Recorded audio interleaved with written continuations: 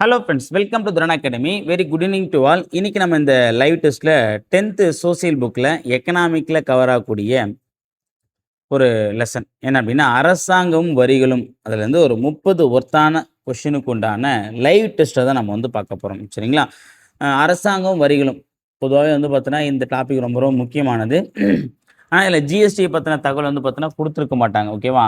So நம்ம வரிகள் படிக்கும்போது கூடவே என்ன பண்ணோம் அப்படின்னா, ஜிஎஸ்டி சம்மந்தமான தகவலையும் நம்ம வந்து படிக்கணும். அது ஹையர் ஸ்டாண்டர்டில் நம்ம வந்து பார்க்கலாம். ஓகேவா? சில இந்த வரிகளை பற்றின இன்ட்ரோடக்ஷன் வந்து பார்த்தீங்கன்னா கொடுத்துருப்பாங்க.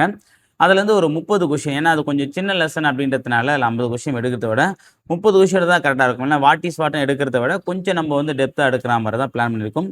இது ஒரு 20 கொஷின் கிட்ட டெப்த்தாக இருக்கும். ஒரு 10 கொஷின் கிட்ட வந்து பார்த்தீங்க அப்படின்னா டேரக்ட் கொஷினை வந்து பார்த்தீங்கன்னா பிளான் பண்ணி கொடுத்துருக்கேன். இதை நீங்கள் கரெக்டாக ஃபாலோ பண்ணி போட்டிங்க அப்படின்னாலே கண்டிப்பாக நல்லா படிச்சிருக்கீங்க இந்த லெசன் அப்படின்றது அர்த்தம். சரிங்களா? ஓகே. ஸோ பார்த்தீங்கன்னா அரசாங்கம் வரிகளும் இதை பற்றி பார்ப்போம். ஃபர்ஸ்ட் கொஷின், சரியான விடையை தேர்வு செய்.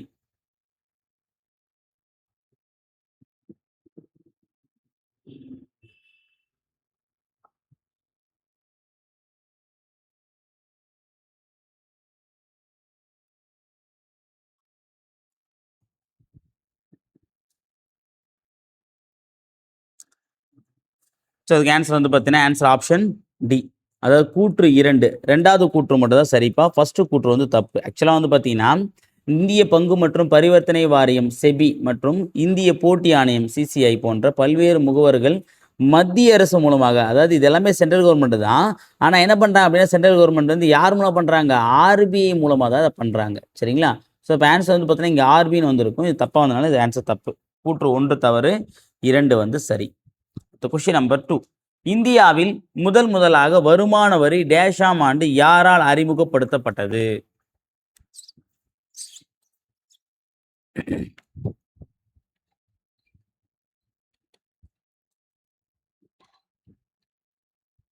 இதை நம்ம ஆல்ரெடி சொல்லியிருக்கோம். ஒரு பெரிய புரட்சி. எக்ஸாக்ட்லி. ஆன்சர் வந்து பார்த்தீங்கன்னா ஆன்சர் ஆப்ஷன் டி. அதாவது 1860ஆம் ஆண்டு சர் ஜேம்ஸ் வில்சன் அப்படின்றவர் தான் என்ன பண்ணிருப்பார் அப்படின்னா, இந்த வருமான வரி இன்கம் டேக்ஸ் அப்படின்றத இன்ட்ரடியூஸ் பண்ணியிருப்பார். ஓகேவா? இதுக்கு ரீசெண்டத்தை நான் வந்து கிளாஸ் எடுக்கும்போது சொல்லியிருந்தேன். 1857 1857 ஏற்பட்ட பெரும் கிளர்ச்சி, அதாவது பெரும் கலகம். ஸோ இதனால தான் என்ன ஆகுது அப்படின்னா, என்ன பண்ண முடியல, அதாவது அந்த ஏற்பட்ட அந்த இழப்பீட்டுக்காக தான் என்ன பண்ணுறாங்கன்னா இந்த வருமான வரின்றதை இன்ட்ரடியூஸ் பண்ணுறாங்க. கொஸ்டின் நம்பர் 3 பாருங்க. சரியான விடையை தேர்வு செய்.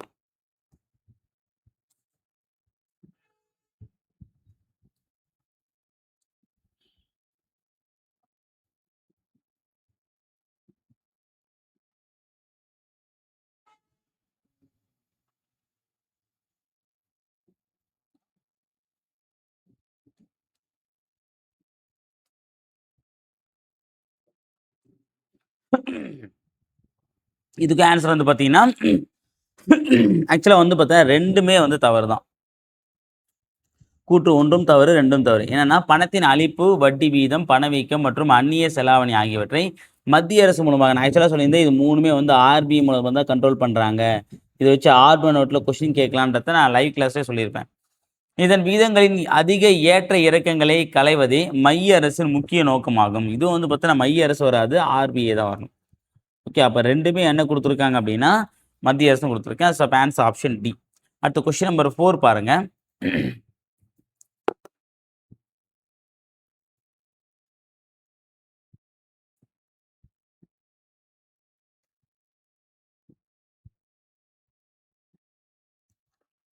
ஸோ இது ஒரு பொறுத்துக்க, இதுக்கு ஆன்சர் வந்து பார்த்தீங்கன்னா ஆன்சர் ஆப்ஷன் சிப்பா.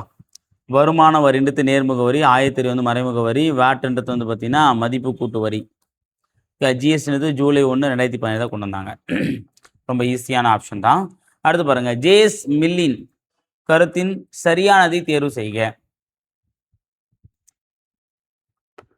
சின்ன மாற்றங்கள் தான். ஏன்னா சில, அதாவது அறிஞர்கள் கூற்றுக்கெல்லாம் வந்து பார்த்தா நல்லா தெளிவாக படித்து வச்சுக்கோங்க. ஓகேங்களா? ஏன் அப்படின்னா அது வந்து ரொம்ப ரொம்ப முக்கியமானது. அதை பேஸ் பண்ணி கொஷின்ஸ் வந்து பார்த்தீங்கன்னா கேட்பாங்க. அந்த வார்த்தை நம்ம அப்படியே இருக்கும்போது தான் நம்ம அதை கரெக்டாக யூஸ் பண்ணிக்க முடியும். சரிங்களா?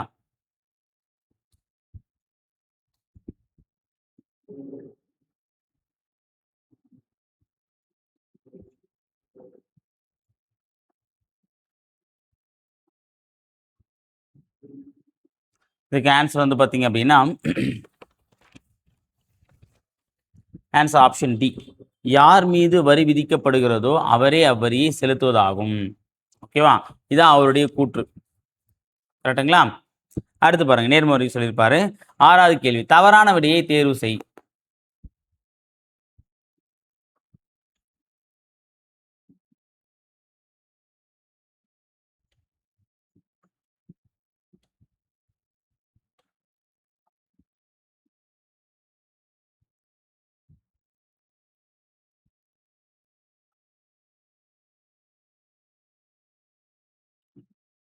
என்ன ஒரு ஆன்சர்? இதுக்கு ஆன்சர் வந்து பார்த்தீங்கன்னா, தவறானது அப்படின்னும்போது இங்கே 2 மட்டும் தான் தப்புப்பா. ஓகேவா? என்ன கொடுத்துருக்காங்கன்னா, இவ்வரி வருமான வரி தனிநபர் பெறுகின்ற வருமானத்தின் அடிப்படையில் விதிக்கப்படுது. கரெக்டு தான். இவரி வசூலிக்கப்படும் விகிதம் வருமான அளவை பொறுத்து மாறுபடுவதில்லை. மாறுபடுது. ஏன்னா வருமானத்துடைய அளவுக்கு ஏற்ற மாதிரி தான் என்ன பண்ணுறாங்க, இன்கம் டேக்ஸை ஃபைல் பண்ணுறாங்க. ஓகேவா? அடுத்தது கொஸ்டின் நம்பர் 7. சரியான விடையை தேர்வு செய்க.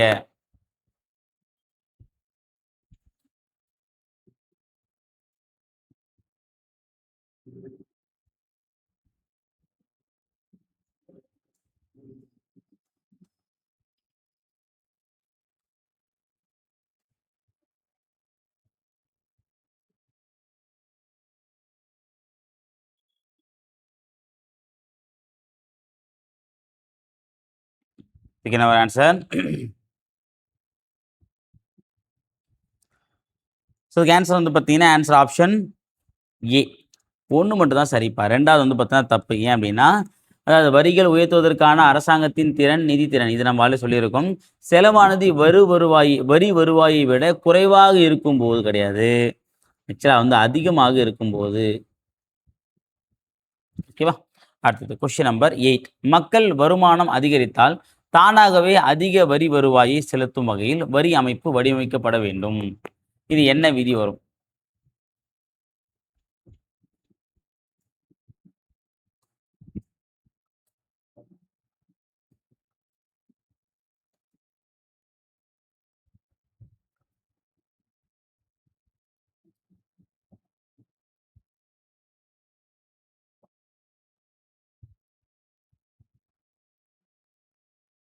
இதுக்கு என்ன ஒரு ஆன்சர்?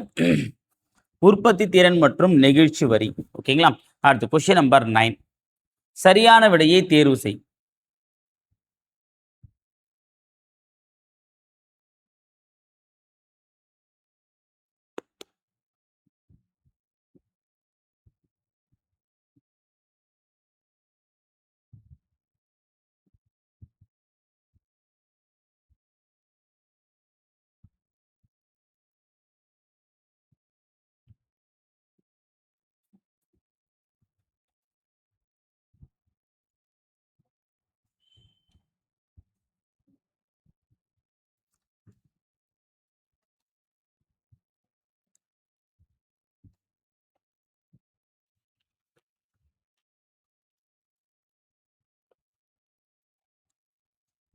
சூப்பர். ஆன்சர் வரும்.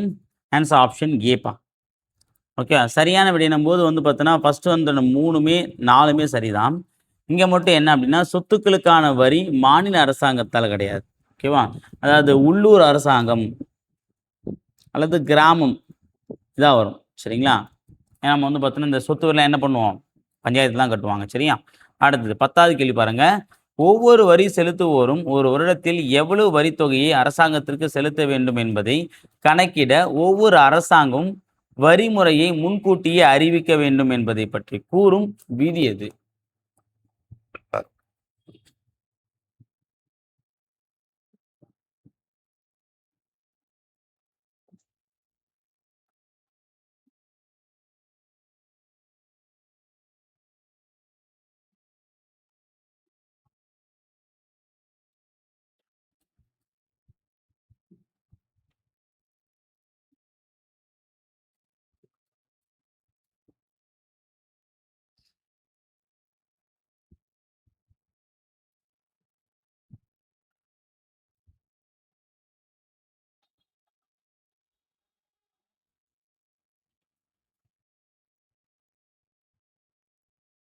ஓகே. ஆன்சர் வந்து பார்த்தீங்கன்னா, அ உறுதி வரிப்பா. ஓகே. முன்னாடியே உறுதிப்படுத்தும்னு சொல்லியிருக்கேன். அடுத்தது 11வது கேள்வி பாருங்க. கூற்று, காரணம். 2த்தையும் கம்பேர் பண்ணி சொல்லுங்க பார்க்கலாம்.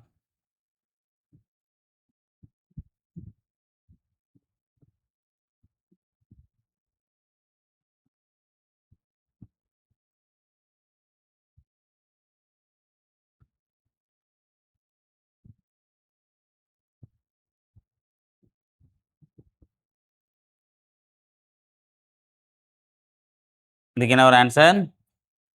ஆக்சுவலா வந்து பார்த்தீங்க அப்படின்னா, கூற்று சரிதான்.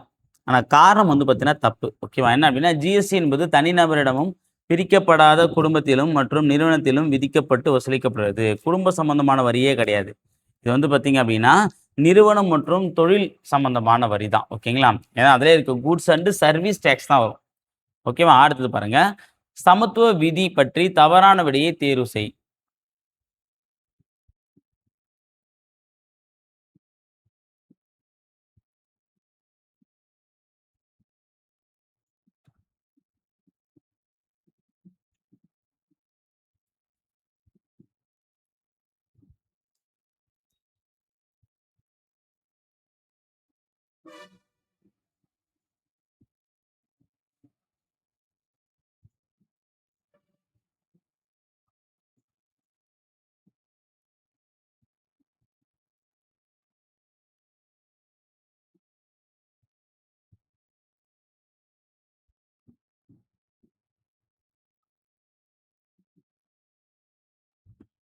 இதுக்கு ஆன்சர் வந்து பார்த்தீங்க அப்படின்னா, 1.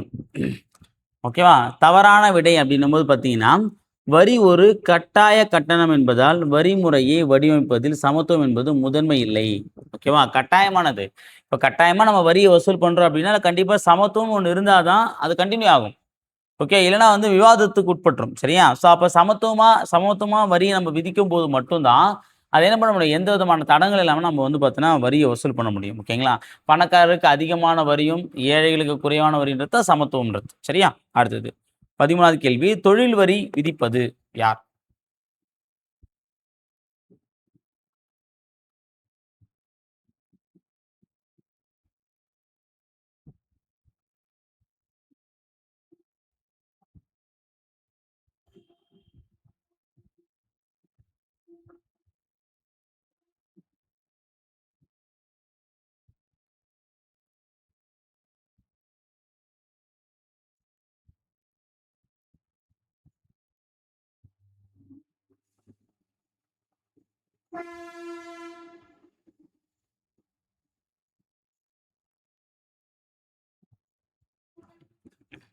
இதுக்கு ஆன்சர் வந்து பார்த்தீங்க அப்படின்னா,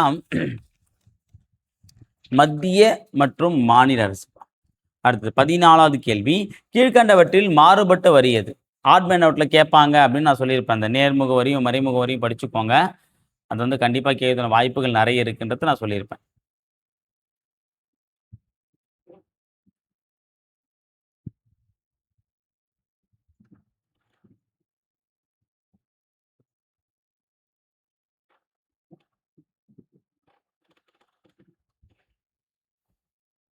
இதுக்கு என்ன ஒரு ஆன்சர்? சூப்பர். இதுக்கு ஆன்சர் வந்து பார்த்தீங்க அப்படின்னா, முத்திரைத்தாள் வரி. ஏன்னா மீதி எல்லாமே நேர்முக வரி. இது மட்டும் மறைமுக வரி. அடுத்து 15வது கேள்வி பாருங்க. சரியான விடையை தேர்வு செய்.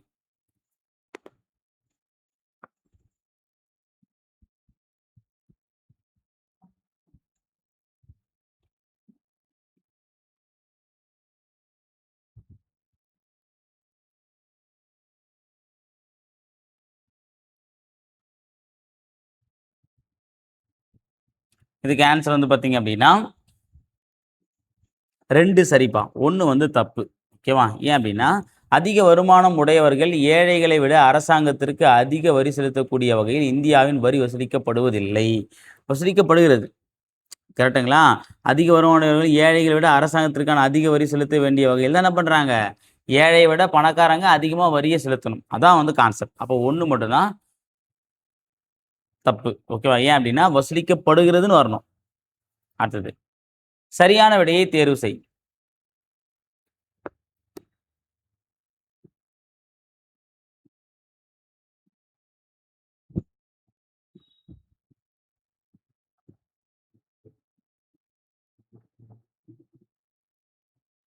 இதுக்கு என்ன ஆன்சர் வரும்? ஆக்சுவலா சரியான விடை என்னும்போது 1 மட்டும் தான்ப்பா கரெக்ட்டு. ஓகேவா? ஜிஎஸ்டி குறிக்கோள் ஒரு நாடு, ஒரு அங்காடி, ஒரு வரி கரெக்ட்டு தான். வேட் அதாவது வேல்யூ ஆடட் டாக்ஸ் என்னும்போது பார்த்தீங்கன்னா, ஒரு முனை வரி இல்லாமல் இது பல முனை வரி ஆகும். ஓகேவா? இதில அந்த மாரி கிடையாது. சரிங்களா? அதாவது இது பல முனை வரி இல்லாமல் ஒரு முனை வரின்றது தான் இங்க குடுத்துருப்பாங்க ஜிஎஸ்டின்றது. அது ஒரு மதிப்பு கூட்டு வரி தான். பல வரிகளுக்கு பதிலா என்ன பண்ண ஒரு முனை வரியா கொண்டு வராங்க. மூலதன சொத்துக்களின் விற்பனையிலிருந்து வரும் வட்டி, லாபங்கள், தொழில்நுட்ப சேவைகள் போன்றவற்றிலிருந்து வசூலிக்கப்படும் வரி என்ன வரி?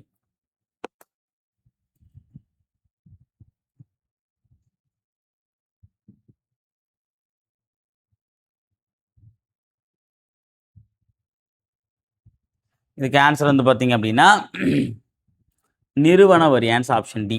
அடுத்தது 18வது கேள்வி. தவறான விடையை தேர்வு செய்.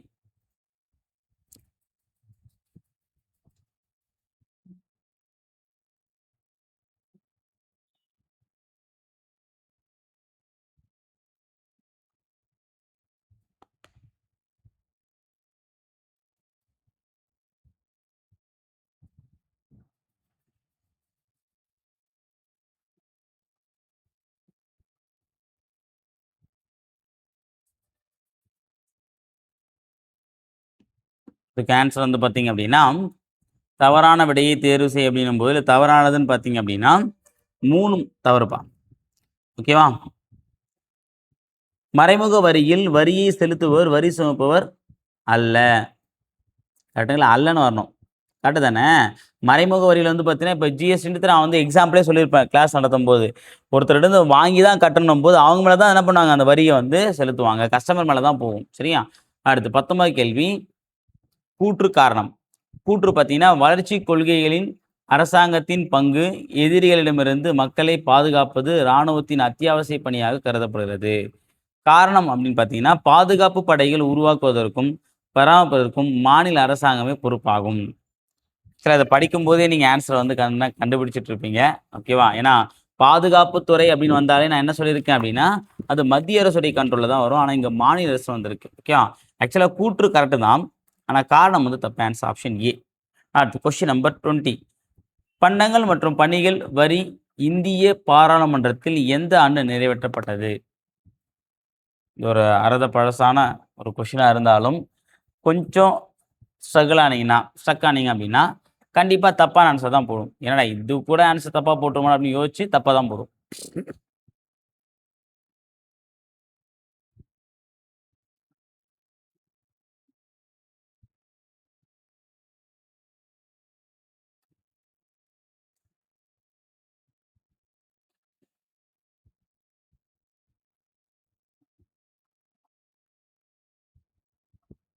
இதுக்கு என்ன ஆன்ஸர் வரும்? சூப்பர். எல்லாரும் பி ஆப்ஷன் வந்து சில பேர் போட்டிருக்கீங்க. நிறைவேற்றப்பட்ட நாள், நடைமுறைக்கு வந்த நாள் தான் ஜூலை 1, 2017. நிறைவேற்றப்பட்டது அப்படின்னும்போது பார்த்தீங்கன்னா, மார்ச் 29, 2017 தான் வரும். சரிங்களா? அடுத்தது 21வது கேள்வி. 1954ஆம் ஆண்டு முதலில் பண்டங்கள் மற்றும் பணிகள் வரியை அமல்படுத்திய நாடு எது? இது ஒரு பாக்ஸ்ல குடுத்துருப்பாங்க.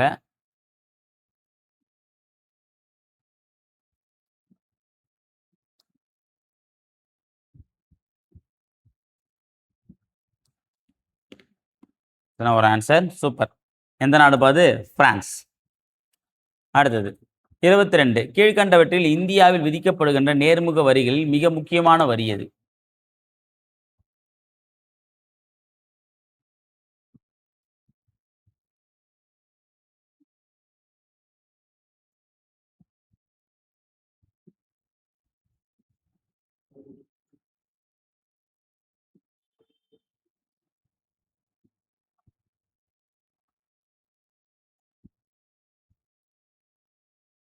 இதுக்கு ஆன்சர் வந்து பார்த்தீங்க அப்படின்னா, ஆன்சர் ஆப்ஷன் டி. வருமான வரி தான்பா வரும். சரியா? அடுத்தது 23வது கேள்வி. சரியான விடையை தேர்வு செய்.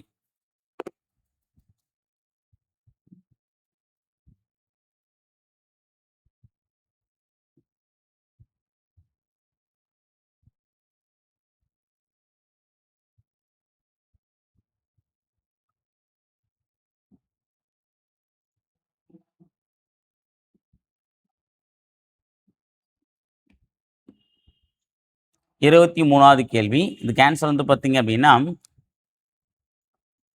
ஆன்சர் வந்து 1 மற்றும் 2 ரெண்டுமே சரிதான். தப்பு எதுவும் கிடையாது.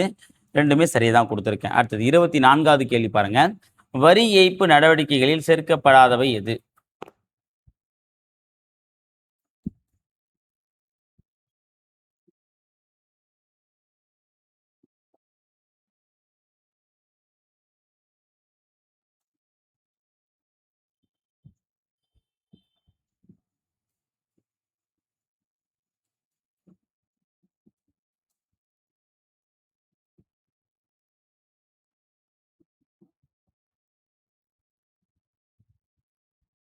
இதுக்கு என்ன ஒரு ஆன்சர்?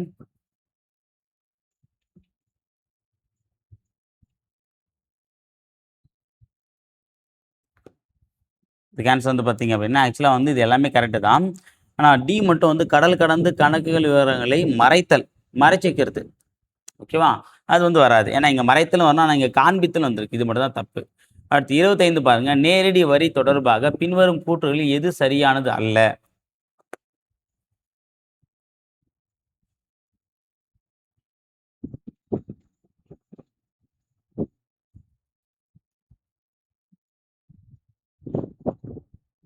இதுக்கான ஆன்சர் வந்து பார்த்தீங்க அப்படின்னா, சொல்லிடவா? நேரடி வரி தொடர்பாக பின்வரும் கூற்றுகளில் எது சரியானது அல்ல அப்படின்னும்போது, பி தான்பா தப்பு. நேரடி வரி பணவீக்க அழுத்தத்தை கொண்டுள்ளது. ஓகேவா? ஆக்சுவலா வந்து பார்த்தோன்னா, அப்படி பணவீக்க அழுத்தத்தை கொண்டுள்ளது கிடையாது. அழுத்தத்துக்கும் இதுக்கும் சம்மந்தமே இல்ல. சரி, இது ஒரு ப்ரீவியஸ் இயர் கொஸ்டின் நோட் பண்ணி வச்சுக்கோங்க. அடுத்தது 26வது கேள்வி பாருங்க. ஒரு நபருக்கு வரி செலுத்த போதுமான பணம் கிடைக்கும் நேரத்தில் வரி வசூலிக்கப்பட்டால் அது எவ்வாறு அழைக்கப்படுகிறது?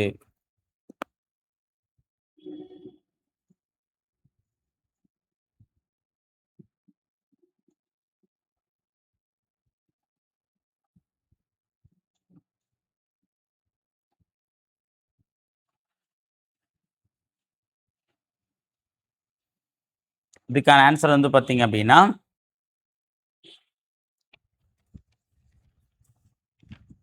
வசதி. சிக்கலான மற்றும் வசதி வரின்னு சொல்லும் பத்தி அதில வசதி சம்மந்தமா வரும். அடுத்தது, விற்பனையை விட உற்பத்தியின் இயக்கத்தின் உள்ள எந்த ஒரு உற்பத்தி பொருளின் மீதும் விதிக்கப்படும் வரி எவ்வாறு அழைக்கப்படுகிறது?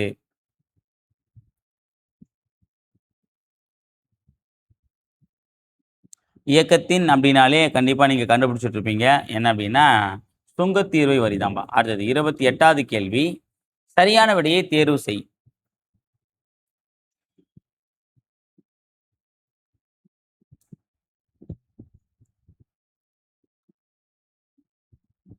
இதுக்கான ஆன்சர் வந்து பார்த்தீங்க அப்படின்னா, ஏ. 1, 2, 3 3மே சரிதான்பா. தப்பானது எதுவும் இல்ல. 29வது கேள்வி. வருமானம் அதிகரிக்கும் போது வரி விகிதமும் அதிகரித்தால் அவ்வரி எவ்வாறு அழைக்கப்படுகிறது?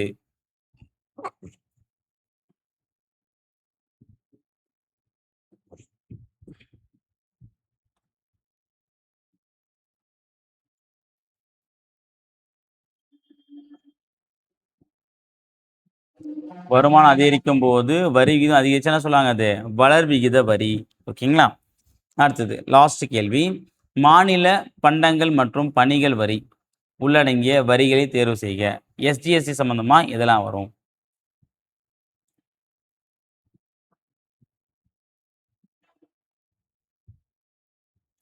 விற்பனை வரி, கொள்முதல் வரி, பொழுதுபோக்கு வரி, சேவை வரி, ஆடம்பர வரி. இதில் சேவை வரியை தவிர மீதி எல்லாமே எஸ்ஜிஎஸ்டி சம்மந்தமான வரிகள் தான். சேவை மட்டும் வந்து என்ன ஒரு சர்வீஸ் டேக்ஸ் மட்டும் வந்து பார்த்தீங்கன்னா, சிஜிஎஸ்டியில் வந்து பார்த்தா வந்துடும். ஓகேவா? அப்போ 1, 2, 3, 5 பாருங்க. 1, 2, 3, 5 ஆன்சர் ஆப்ஷன் சி. ஓகேங்களா? ஸோ நம்ம இந்த லைவ் டெஸ்ட்டில் வந்து பார்த்தீங்கன்னா, மொத்தமா வந்து இந்த அரசாங்க வரிகள் அப்படின்னு இந்த லெசனில் ஒரு 30 கொஸ்டின் கேட்டிருக்கும். இந்த 30க்கு நீங்கள் எவ்வளோ மார்க் எடுத்திருக்கீங்க அப்படின்றத கீழே கமெண்ட்டில் தெரியப்படுத்துங்க. அதே மாதிரி வந்து வீடியோ லைவ் கிளாஸை கடைசி வரைக்கும் அட்டெண்ட் பண்ணவங்க லைக் பட்டனை கிளிக் பண்ணி அட்டெண்டன்ஸை போட்டுட்டு உங்கள் மார்க்கை கீழே கமெண்ட்டில் தெரியப்படுத்திட்டு வீடியோ முடிஞ்ச பிறகு ஒரு கிளான்ஸ் போயிட்டு பார்த்தீங்கன்னா, இந்த லெசனை வந்து நீங்கள் கோ த்ரூ பண்ணீங்க அப்படின்னா, எந்த கொஸ்டினாக மிஸ் பண்ணியிருக்கீங்களோ, மிஸ்டேக் பண்ணியிருக்கீங்களோ அதெல்லாம் வந்து ஒரு கிளான்ஸ் வந்து கரெக்ஷன் பார்த்தீங்க அப்படின்னா, கண்டிப்பாக உங்கள் மைண்டில் வந்து நின்றும். சரிங்களா? ஓகே. அடுத்த வீடியோ பதில வேறு ஒரு முக்கிய டாப்பிக்கோட லைவ் டெஸ்ட்டை நான் உங்களை சந்திக்கிறேன். Thank you.